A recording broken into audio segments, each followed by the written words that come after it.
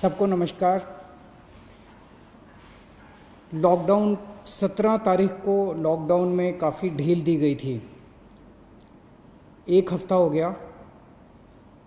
आज एक हफ्ते के बाद मैं ये कह सकता हूँ कि स्थिति नियंत्रण में है और कोई भी घबराने वाली बात नहीं है।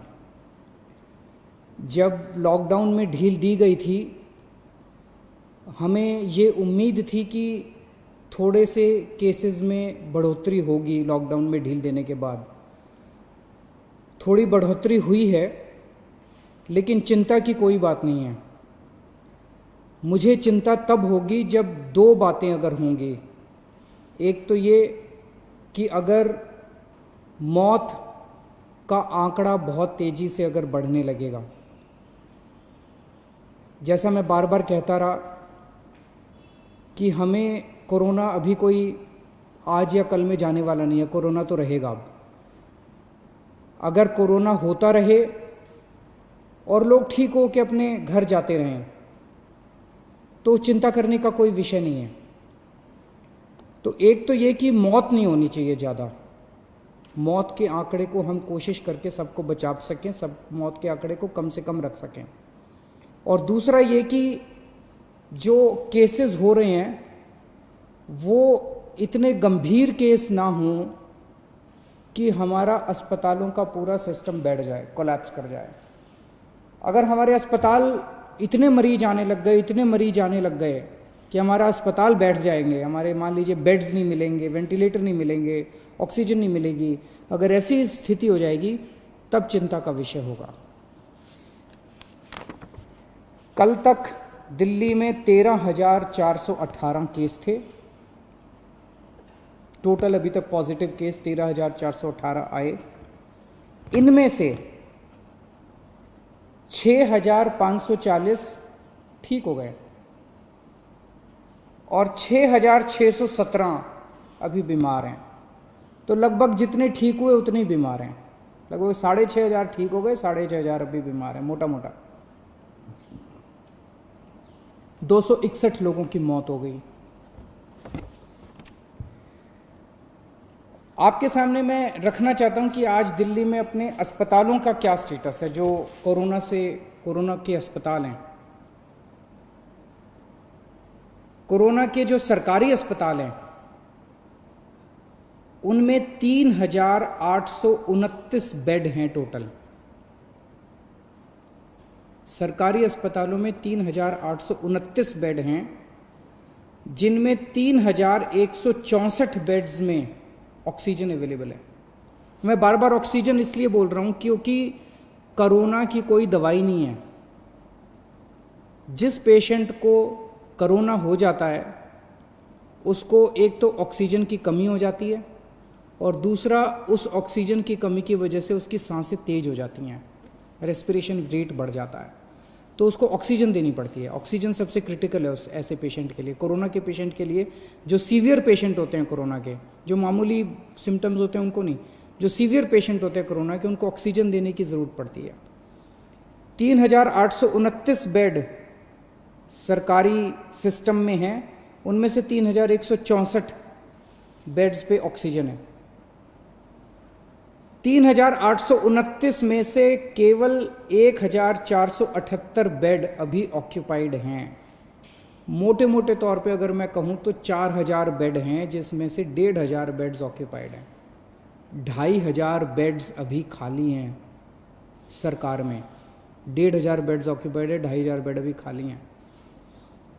सरकार के पास 250 वेंटिलेटर हैं, उनमें से केवल 11 वेंटिलेटर अभी यूज़ हो रहे हैं।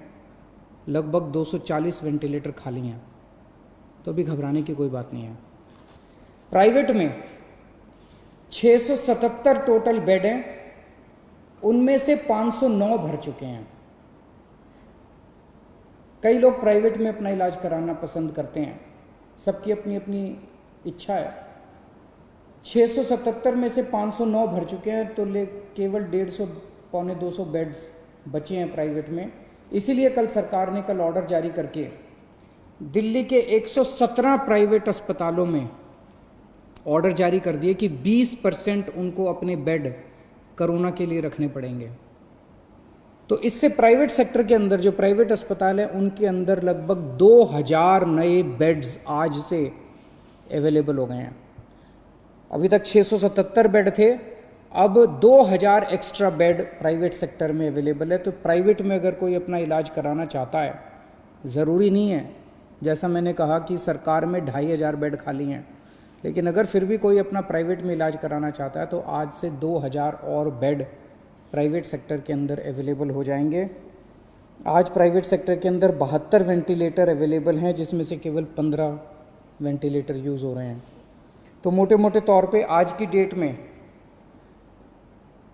प्राइवेट और सरकार मिला के 4500 बेड्स हैं, जिसमें से लगभग 2000 बेड्स इस्तेमाल हो रहे हैं, 2500 बेड्स अभी भी खाली हैं। आपकी जानकारी के लिए बता दूं कि मोस्टली केस जो कोरोना के अभी आ रहे हैं वो माइल्ड हैं, थोड़ा सा बुखार है, थोड़ी सी खांसी है, या कईयों को तो कुछ भी नहीं है, पता ही नहीं चलता उनको कि कोरोना है। वो तो टेस्ट करा तो पता चला कि कोरोना है, कोई सिम्टम नहीं है। अधिकतर केस ऐसे आ रहे हैं जिनको फिर अस्पताल में एडमिट करने की ज़रूरत नहीं होती, उनको हम घर पे ही रखते हैं। और मेरी एक टीम है जो डेली उन लोगों से घर पे बातचीत करती रहती है, उनके परिवार के लोगों से बातचीत करती रहती है, उनको सलाह देती रहती है। ये नज़र रखते रहते हैं हम लोग कि कहीं अगर वो बढ़ गया उनका कोरोना तो उनको फिर अस्पताल में शिफ्ट कर देंगे। जैसे आज दिल्ली के अंदर 3314 लोगों का घर पे इलाज चल रहा है, लगभग 2000 लोगों का अस्पताल में इलाज चल रहा है और 3314 लोगों का घर पे इलाज चल रहा है। जैसे मैंने बताया कि हमने प्राइवेट में कल ऑर्डर कर दिए 117 अस्पतालों के अंदर, अब 20% कैपेसिटी उनकी, 20% बेड कोरोना के लिए होंगे। इसी तरह से अगले 3-4 दिन के अंदर हम जीटीबी हॉस्पिटल को तैयार कर रहे हैं। जीटीबी हॉस्पिटल के 1500 बेड्स, सबको ऑक्सीजन बेड्स बना रहे हैं, और जीटीबी हॉस्पिटल के 1500 और बेड्स हमारे कोरोना के लिए तैयार हो जाएंगे। तो मैंने बताया आपको कि लगभग 4000 बेड आज सरकार में ऑलरेडी कोरोना के हैं, 1500 और हो जाएंगे, तो 5500 बेड सरकार में पूरी तरह से कोरोना के लिए डेडिकेट हो जाएंगे। और कल ही हम लोगों ने ऑर्डर दिया है और लगभग 2000 और बेड्स को ऑक्सीजन बेड्स कन्वर्ट करने के लिए। तो एक तरह से हमारी पूरी तैयारी है कि अगर कोरोना के गंभीर पेशेंट्स में अचानक उछाल आता है तो हम तैयार हैं। आज से 1 हफ्ता पहले जब लॉकडाउन में ढील दी गई थी तब क्या स्थिति थी और आज क्या स्थिति है। 17 तारीख को लॉकडाउन में ढील दी गई थी।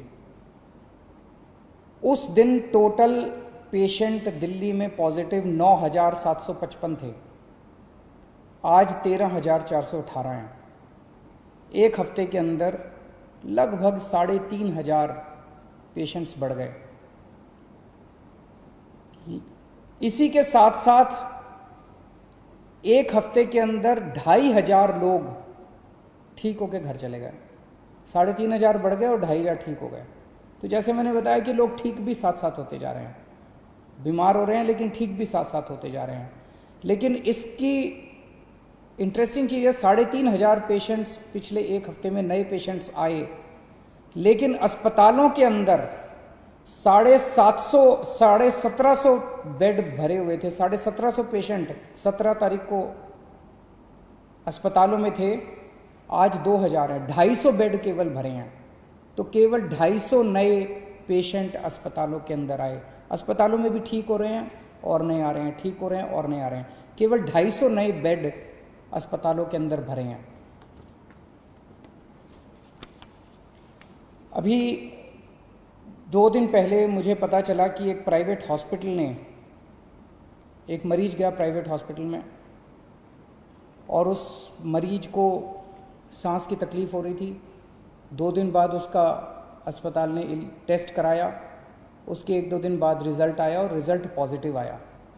और पॉजिटिव रिज़ल्ट आने के बाद अस्पताल ने कहा कि आप तो कोविड पेशेंट है, हम आपका इलाज नहीं करेंगे, अब आप अपना बेड ढूंढ लीजिए।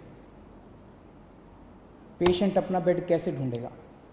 पेशेंट कहाँ जाएगा?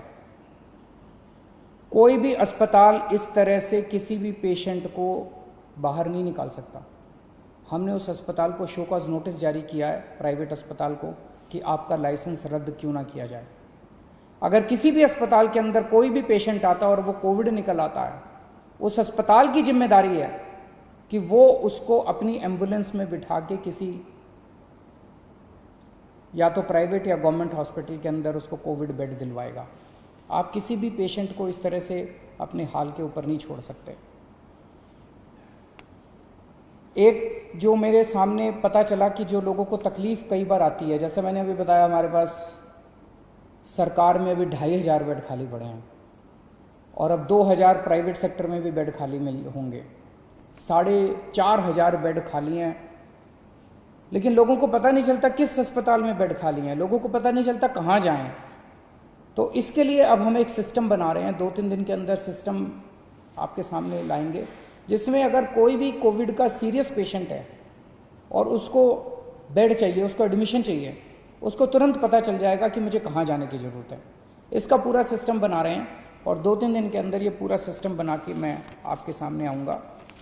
फ़िलहाल जैसे मैंने बताया कि दिल्ली के अंदर स्थिति नियंत्रण में है, केसेस थोड़े बढ़ रहे हैं, मैं मानता हूँ केसेस थोड़े बढ़ रहे हैं, लेकिन जितने केसेस बढ़ रहे हैं मोस्टली माइल्ड सिम्टम वाले हैं, एसिम्टोमेटिक हैं, उनका घर में ही इलाज चल रहा है, उनकी भी हम देखभाल कर रहे हैं और जो पेशेंट्स हॉस्पिटल में आ रहे हैं उनका भी हम पूरा ख्याल रख रहे हैं।